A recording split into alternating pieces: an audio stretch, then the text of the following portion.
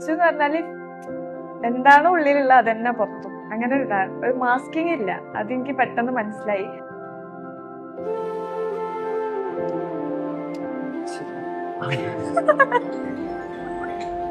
സത്യം. എനിക്ക് എങ്ങനെയോ അതാണ് അച്ചു.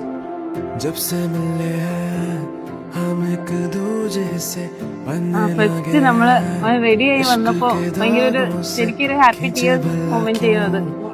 കാരണം നമ്മളെ കൂടെ ഉണ്ടായിരുന്ന ഒരാള് പെട്ടെന്നൊരു ചെറുപ്പം മുതലേ കണ്ട് നിന്ന് പെട്ടെന്ന് വലുതായ പോലെ.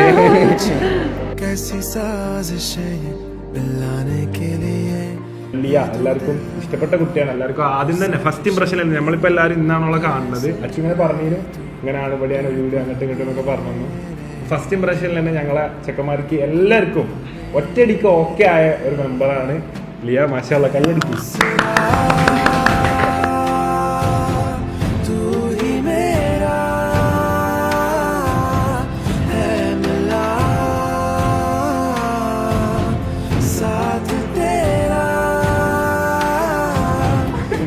ഉണ്ടോ? ഞാൻ പറഞ്ഞു സത്യം ഉണ്ടായിരുന്നു. ഐ ലവ് യു അങ്ങനെ ഒരു ഇത് ഉണ്ടായിട്ടില്ല. പക്ഷെ ഇങ്ങനെ